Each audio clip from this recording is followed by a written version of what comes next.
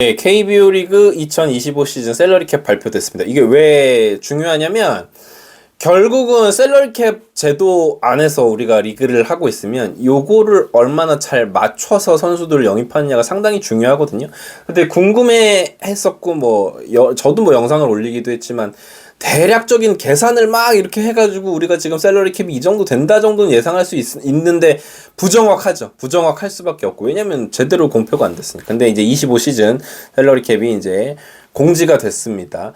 이거는요, 오해하시면 안 되는 게, 예를 들어서 26 시즌 선수들, 강백호 선수 영입, 삼성 같은 경우에는 최영우 선수 영입, LG는 김현수 선수를 떠나보냈죠. 요런 것들이 여기에는 포함이 안 됩니다. 이 선수들의 연봉은 26년 연봉에 포함이 돼요. 그러니까 또 이제 계산을 해봐야 돼요. 자, 한 팀씩 한번 살펴볼게요. 25 시즌에 가장 많이 셀러리 캡 소진을 한 팀은 삼성 라이온즈였습니다. 자, 25 시즌의 기준은 137억이에요. 내년에는 143억 정도로 늘어나게 됩니다. 점점 이제 한도가 올라가게 되는데, 셀러리 캡을 초과한 팀이 한 팀도 없었습니다. 삼성 라이온즈는 132억. 여기에다가 이번에 최영우 선수를 영입을 했죠. 최영우 선수 영입 플러스, 근데 그 보상액 같은 건 셀러리 캡에 안 들어갑니다. 그것도 기억을 해 두셔야 되고요. 그리고 이제 김태훈이라든지 이런 선수들, 이승현이라든지 이런 선수들 오늘 이제 계약 소식 떴잖아요. 그런 선수들의 셀러리가 조금 올라가, 아주 비싼 선수들은 아니니까 그렇다 치는데, 그래도 최영우 선수는 셀러리 캡에 조금 꽤 잡히겠죠. 그리고 그 부분, 연봉 예를 들어서 4년 60억이다. 근데 몰아서 주는 거 있죠. 첫 시즌에 20억 주고 그 다음 시즌에 10억 주고 나눠서 주는 거 이제는 없습니다. 총액 나누기 연도예요. 연수예요. 그러니까 예를 들어서 4년 60억 계약을 했으면 연간 15억씩 그냥 따박따박 나가는 걸로 계산이 됩니다. 이게 변동이 됐다고 하더라고요. 저도 모르고 영상 올리고 그랬었는데 아무튼 그렇게 됐습니다. 그래서 삼성 라이온즈는 여기에 강민호 선수도 아마 재계약을 하지 않을까 싶은 상황이라서 삼성은 26 시즌에는 샐러리를 초과할 가능성도 저는 조금은 있어 보여요. 근데 이제는 샐러리 캡 초과하는 게 그렇게 큰 문제는 안 됩니다. 왜냐면 사치세라고 하죠. 경쟁 균형세라고도 불렸다가 이제는 야구 발전기금 이렇게 하는데, 이게 퍼센테이지가 많이 줄었어요. 원래는 샐러리 캡 이게 초과를 하면 초과한 액수의 50%를 그렇게 이제 사치세를 냈었는데, 그러니까 예를 들어서 10억이 초과되면 5억을 야구 발전기금 냈어야 되는데 이제는 30%로 줄었죠. 그러니까 3억만 내면, 10억 초과하면 3억 원만 내면 된다. 두 번째 시즌 2년 연속으로 초과를 하게 되면 원래는 100%, 그러니까 10억을 초과했으면 10억을 그대로 냈어야 되는데 50%로 그것도 줄었고, 그리고 가장 중요한 건 뭐냐면 드래프트 지명권이 9단계가 하락이 됐었는데 그게 없어졌어요.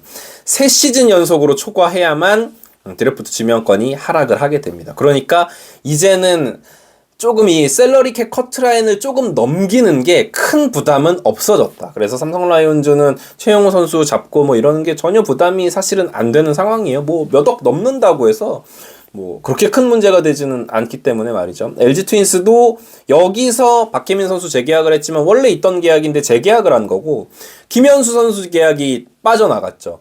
LG는 사실은 이 시점에서 김현수 선수가 빠져나가게 된 거는 차명석 단장이 저는 일을 굉장히 잘했다라는 생각이 들 정도고, 물론 김현수가 LG 트윈스 팬분들에게 가져다 준 선물들이 굉장히 많지만 연차가 좀 쌓여가고 있고 젊은 선수들이 있기 때문에 저는 김현수 선수가 나간 건 LG의 앞으로의 팀 운영에 있어서는 상당히 조금 좋게 작용할 확률이 지금으로서는 높다고 생각해요. SSG인데 SSG는 고액 연봉자가 여전히 많은 가운데 김재환 선수까지 영입을 했죠. 아마도 SSG도 셀러리 캡이 조금 꽉 찬 팀 중에 하나일 겁니다. 네, 25 시즌에도 3위였는데 김재환을 영입을 하게 됐고, 다른 선수를 영입하기에는 캡 스페이스가 아마 없을 거고. 자, 한화 이렇게 되면서 사실 지금 126억 잡혀 있는데 내년에는 143억이 된다 그랬죠. 근데 강백호 선수가 왔습니다.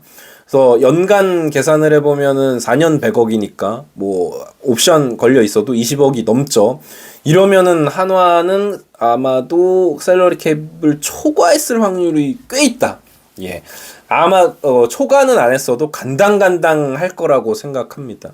노시환 선수의 단연 계약 이게 걸려 있지만 그거는 뭐 상황에 따라서는 27시즌부터 이렇게 적용이 될 수도 있고 27시즌부터는 더 상한선이 올라가거든요. 150억 넘는 걸로 알고 있는데 뭐 그렇게 된다고 치면은 하나도 이제는 샐러리 캡이 간당간당한다. 이제는 만약에 26시즌이 끝나고 진짜 대어들 많이 나오잖아요. 뭐 홍창기라든지 원태인이라든지 뭐 최지훈이라든지 이런 선수들 막 대량 나오고 노시환 선수도 포함되어 있지만 그런 선수들이 나왔을 때 한화가 이렇게 뭐 그 대형 FA를 또 잡는다고 하면 물론 이제 최재훈의 금액이 빠지죠. 최재훈 선수는 26시즌까지 계약이 돼 있고요. 최재훈 빠지고 뭐 박상원, 주현상 뭐 이런 선수들이 있는데 이런 선수들은 아주 큰 규모의 계약은 아니니까 뭐 그런 상황에서 올해 또 김범수의 계약도 있습니다. 김범수까지 우리가 뭐 지금 얘기 나오고 있는 게 뭐 연간 6, 7억 계약만 하더라도 샐러리 캡은 터질 확률이 꽤 높지 않을까라는 예상을 해봐요. 이조차 예상이 될 수밖에 없지만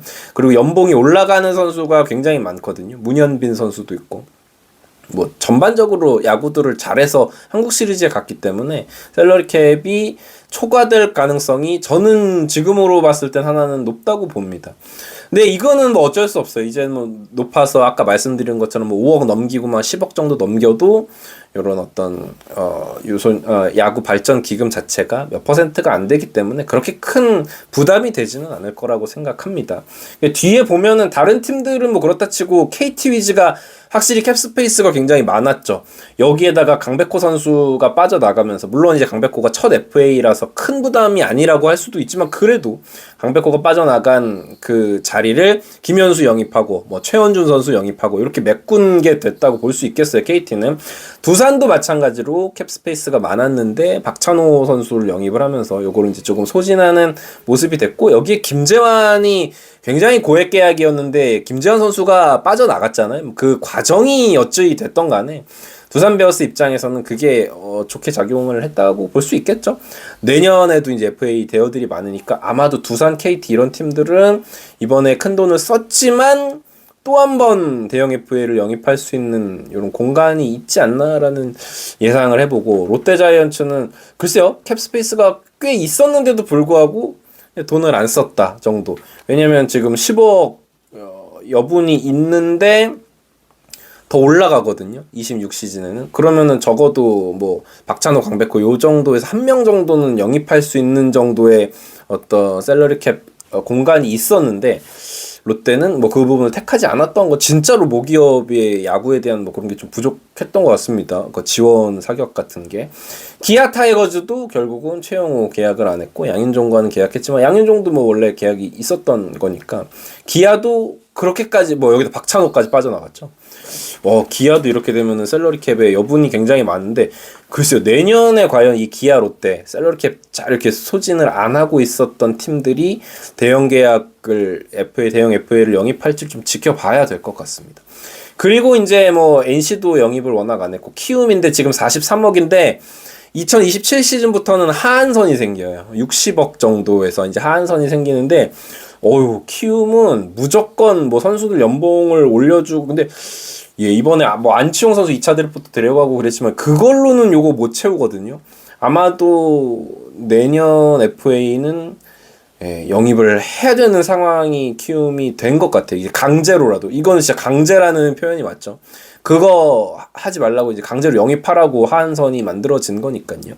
그렇습니다. 샐러리 캡은 이렇고 이렇게 보면은 한화는 2027년에 물론 노시환, 류현진 요 두 선수 중에 한 명은 버드룰 계속 말씀을 드리지만 레리 버드룰은 가장 오랫동안 그러니까 7년 이상 그 팀에서 뛴 선수의 연봉이 샐러리 캡의 절반으로 적용이 되는 부분이기 때문에 뭐 그게 있다 손 치더라도 지금 샐러리 캡 상태가 좋진 않고 근데 이거는 좀 봐야 될 것 같습니다. 이렇게 계속 완화되고 있다면 샐러리 캡이 지금도 유명무실해진 거거든요. 이게 지금 샐러리 캡 상한선이 올라가서 아무도 넘긴 팀이 없는 건데 결국은 없어지지 않을까라는 예상을 해봐요.